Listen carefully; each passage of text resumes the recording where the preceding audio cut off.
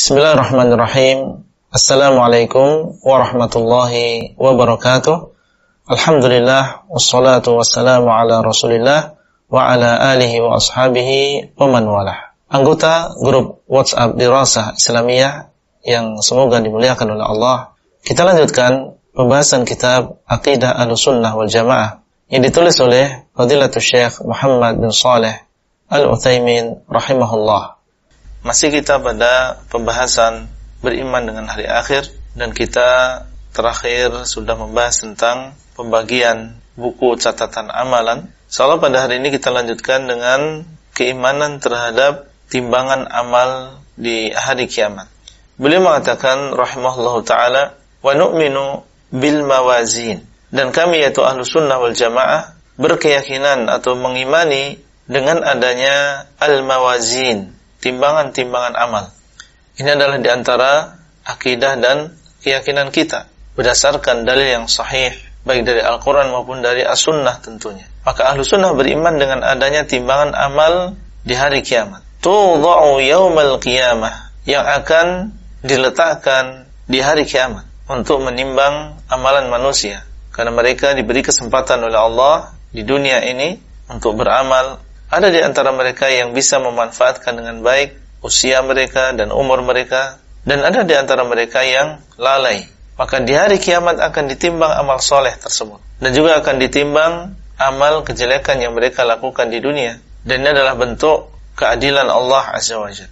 Fala tudlamu nafsun syai'a, tidak ada sebuah jiwa yang dizalimi, semuanya akan mendapatkan keadilan. Tidak mungkin seseorang yang beramal soleh di dunia, sekecil apapun amal soleh tersebut, tidak mungkin akan dilupakan oleh Allah. Akan didatangkan oleh Allah Azza wa Jalla dan akan ditimbang sekecil apapun amal soleh tersebut. Tidak akan ada yang dizalimi. Demikian pula dosa dan juga maksiat akan didatangkan oleh Allah SWT.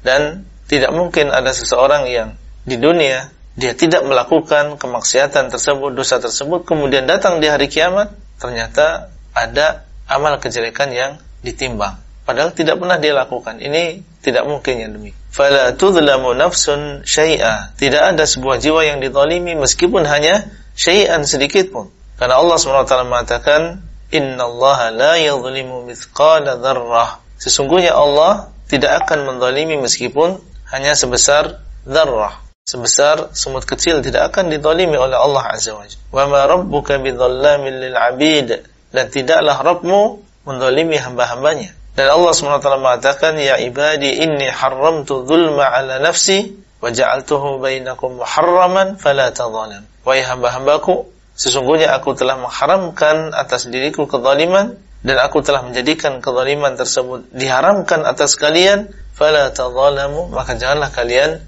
saling menzalimi satu dengan yang lain. Allah akan timbang amal soleh, dan Allah akan timbang amal yang jelek, dan tidak ada seorang pun yang dizalimi oleh Allah SWT. Kemudian di sini beliau mendatangkan beberapa ayat yang menunjukkan tentang keyakinan Ahlussunnah. Beliau mengatakan, menyebutkan firman Allah, "Faman ya'mal mithqala dzarratin khairan yarah, wa man ya'mal mithqala dzarratin syarran yarah." Maka barang siapa yang mengamalkan sebuah kebaikan, meskipun itu hanya sebesar mithqalu dzarrah, ya seberat semut kecil. Maksudnya di sini adalah bukan pembatasan, tapi Allah SWT ingin menunjukkan sekecil apapun. Seandainya di sana ada amal soleh, ya lebih kecil daripada semut kecil, maka juga akan yarahu, orang yang mengamalkan itu akan melihatnya. Jadi maksud dari meskipun hanya sebesar semut kecil tadi adalah maksudnya sekecil apapun amal soleh yang dilakukan oleh seseorang, kebaikan yang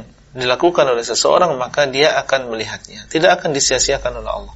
Oleh karena itu seseorang bersemangat untuk beramal soleh sesuai dengan kemampuan dia, dan jangan dia menganggap atau menganggap kecil diri. Tidak harus seseorang memiliki amalan yang besar. Seandainya kita ingin bersedekah dan yang ada di kantong kita hanya 1.000, hanya 2.000, silahkan bersedekah sesuai dengan kemampuan. Kalau kita benar-benar ikhlas, shadiq, beriman dengan hari akhir, semoga Allah SWT melipat gandakan infak yang hanya sedikit tadi. Jangan kita menunggu berinfak nunggu kalau menjadi orang yang kaya raya misalnya. Yang jelas kita dianjurkan dan diperintahkan dan didorong untuk memperbanyak amal soleh. Maka ayat ini diantara ayat yang mendorong untuk beramal soleh tadi. Barang siapa yang mengamalkan sebuah kebaikan sekecil apapun, maka dia akan melihatnya, akan dibalas oleh Allah. Sebaliknya, wa may ya'mal mithqala dzarratin syarran yarah. Dan barang siapa yang mengamalkan sebuah kejelekan, sebuah dosa, sekecil apapun, meskipun itu hanya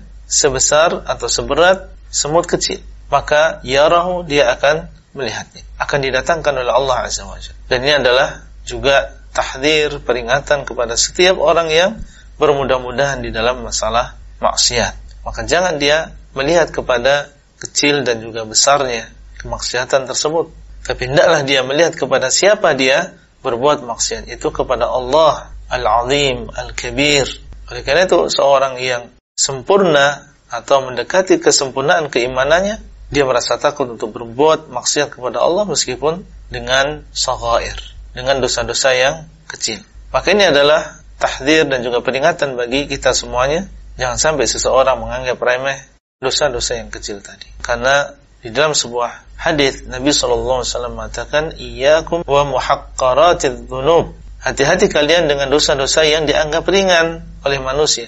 Fa innahunna ijtama'na 'ala ar-rajuli hatta yuhliknahu. Karena dosa-dosa yang kecil tadi, apabila dia terus-menerus dilakukan dan kumpul bersatu pada diri seseorang, maka dia akan menghancurkan orang tersebut, yaitu menghancurkan agamanya. Baik, kemudian di sini mungkin maksud saya kenapa mendatangkan firman Allah, "Faman ya'mal mithqala dzarrah", karena di sini ada mithqal. Mithqal artinya adalah berat. Ya, mithqala dzarrah meskipun hanya seberat semut kecil. Ya, dan berat ini sesuai dengan timbangan. Timbangan adalah untuk menimbang berat gitu maksudnya. Jadi mungkin itu maksud dari Syekh rahimahullah mendatangkan ayat ini ketika menyebutkan tentang imannya Ahlussunnah terhadap timbangan amal di hari kiamat. Baik. Demikianlah yang bisa kita sampaikan pada kesempatan yang berbahagia ini, dan insyaallah kita bertemu kembali pada pertemuan yang selanjutnya pada waktu dan keadaan yang lebih baik. Wassalamualaikum warahmatullahi wabarakatuh.